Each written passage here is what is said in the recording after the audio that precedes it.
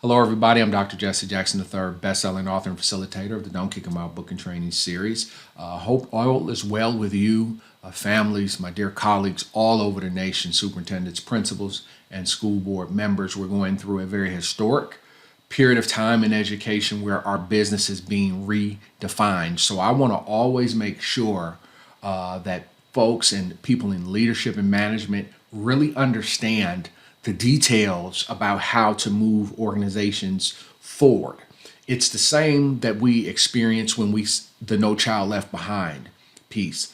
What that began to do was it took our business through a paradigm shift where it was about corely academics to now it moved towards social and emotional communication.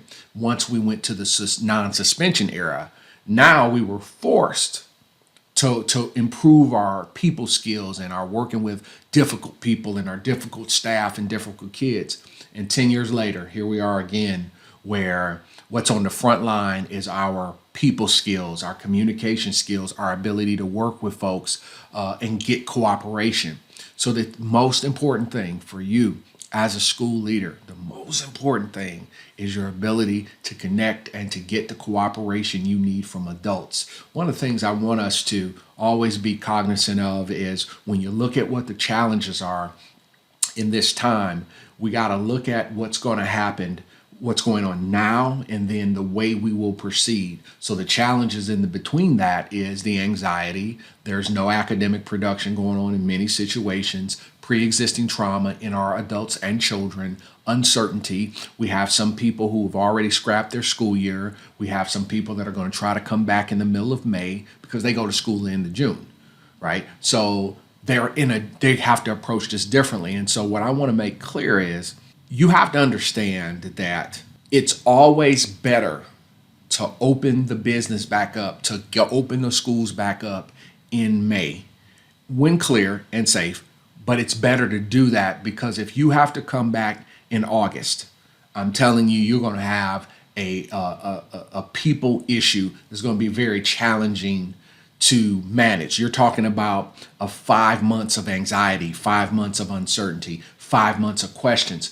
By at least getting the building back open, and that does not specifically mean getting the kids back in there, but by getting the building back open, it allows us to start addressing a lot of the anxiety, the uncertainty, and changing our daily interaction practice with one another.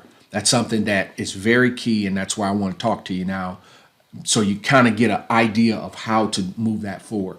Pre-existing negative personality. So somebody was already negative and now they're double negative, right? So you put corona right on top of negativity and you get foolishness. Bad health habits, meaning the hygiene's bad. And that's what really our challenge is. And we know this more than anybody in schools because we confront bad hygiene every day.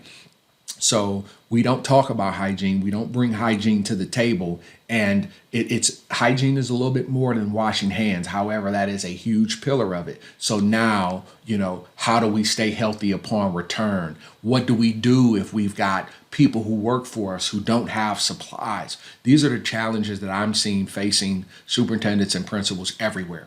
So what I want us to understand is, once again, this is a process. It's during. So how are you managing this right now?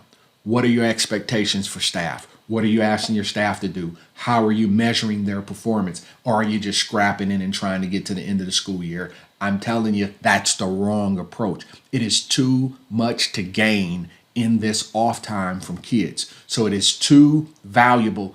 This is some of the most precious training time of all time.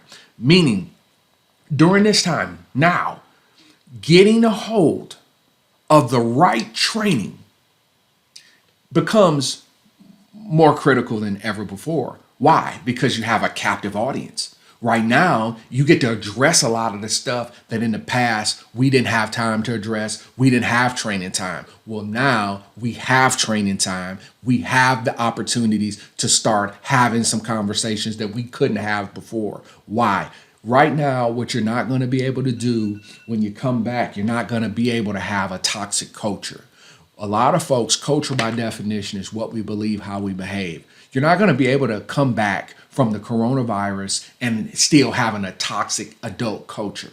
Those type of things we need to start rolling out and addressing right now. So if I'm going to give you what I call my checklist of things to do in crisis management, you are still in a place of crisis management. I believe we're like in week 4 right now. You're still in crisis management. So here are the principles, the do's and don'ts of crisis management. This really holds true for corporate, and we've used it over there as well. It's if you're in management, you're a principal superintendent. These are the fundamentals. And now, even more with districts making decisions on whether to come back or whether to do something over the summer, start the process, it becomes more relevant. So number one, don't panic.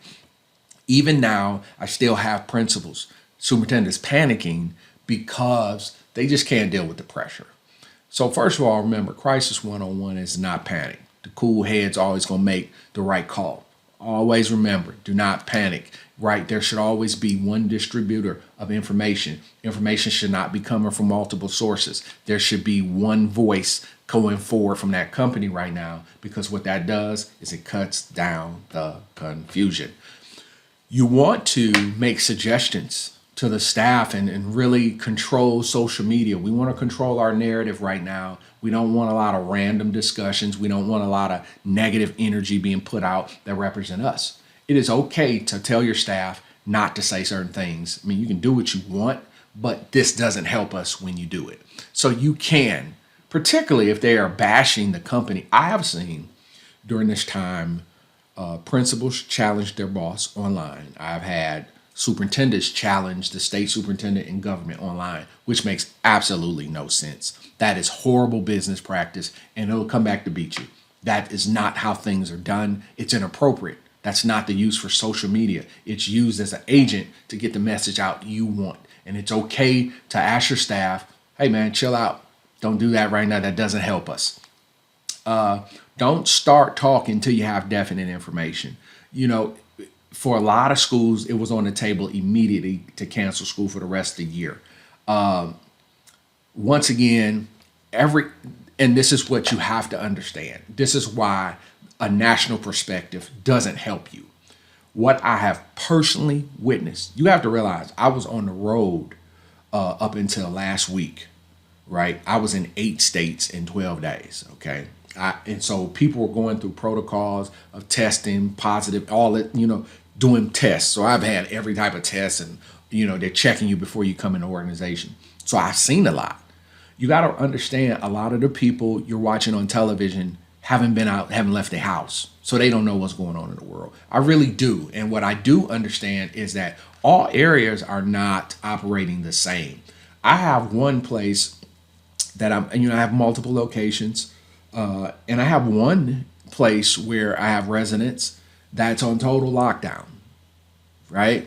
Where it's a ghost town at 6:00, right? Ghost town, like shut down, right? And then I have another place where I'm at today, sun and everything. Like they really never left. Very low cases and low counts of positive, very, very, very low. Never ran out of anything. It kind of operated still smoothly, like it was a normal life, like all the way through it. Like it's been a normal life. It's still been a low count of everything. It's pretty consistent. So what I was able to understand is that everybody's reality is not the same. That's why watching the news about a lot of this stuff really can throw you off. That's why I don't at all, because you got to know what's going on in your community. I even literally of the week after, so most schools closed on the 13th of March. I still had schools that were in the following week, right? Literally, like we're still in, like they were rolling smooth, no positive cases. The parents were on board. Everybody was cool. They didn't have any issues. You still have states that don't have a stay-at-home order, because their reality is different. What's going on in their space is different. So that's why it is so important for you to operate on, and this is why I've always said about best practices. Best practices don't travel.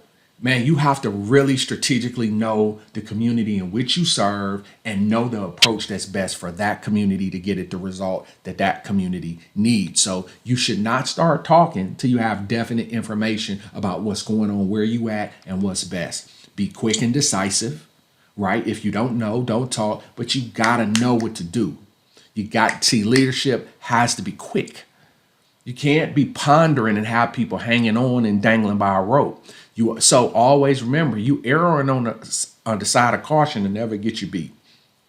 Understand the power of words. What you say can build anxiety in people. It can give people peace. So you'd have to be very aware of what you're saying and how you're saying it. We do not negotiate with safety and security. So this is what I'm saying. If you come back this year, it's still gradual. We're going to do safety security. We're going to always make sure we take care of people, right? Take care of people. But and a part of taking care of the people is the business. We got to make sure the business can run, right? So this is a really delicate balance, but it calls for you to really be decisive in terms of knowing what's best for your community. That is the powerful key pillar here. You got to know what's best for your district, your school, what's going on there in that community. You have to have protocols in place that are independent of all this stuff they're talking about out here. Guys, you have to have a new protocol in place for your institution. I've asked every single person, every single school of mine, to make sure that when you come back, a new protocol, and it's going to cost a little bit, but put it in a budget, to wipe down every day. Wipe down your workstation every day. The kids, it's their job. Wipe your desk down. Wipe your chairs down before we leave every day. No touching. Right now, just put the pause on the, and I'm saying stay with that for a while, because I don't, just be disciplined enough to pop, but no touching right now. And because that's a discipline that we have to have. And if we don't have it, we create problems for ourselves. So this is what I'm saying to you as a school leader. You got to play all this stuff through your mind. You can't panic. You can't have anxiety about it. It's the new world we live in. Plan it. Be decisive. Know what's best. Always err on the side of caution, and do not be afraid to change directions when information changes. But the key is to know with this is that hygiene is the key. Hygiene is the key. Hygiene and teaching people putting standards in place and making sure we're doing things is a mandatory pillar of crisis management for school leaders. I hope these things are helping you. I intend to give more videos, more content. What we have is a webinar series on our website here where we're rolling out staff training videos, and it'll be content there that you can get your staff in there, get the license for your school, and everybody in your school you'll get the right number of clicks. Put that there. Get one of those so your staff can listen and begin to ease the anxiety, give them guidance on what we should be doing. How does this look when we come back? How do we connect with a kid after such a catastrophe? There's many families that have lost people. How are we going to manage this trauma? And that's the type of guidance that all of our staff need. Be watching our website for our webinars on a webinar page. Get your staff in that. I did this specifically for you to give you some encouragement, some guidance on what you should be doing in a critical time. I want to compliment the superintendents and principals that have acted swiftly and decisively, making good decisions, showing strong leadership during this time. Right now, this is the money time. This is where the leaders really flourish and come to the top. We don't need managers right now. We need leaders. These are people that adults look to for guidance. And that, my friend, is you. I hope this helped. Dr. Jackson here. I will see you in class. Be well.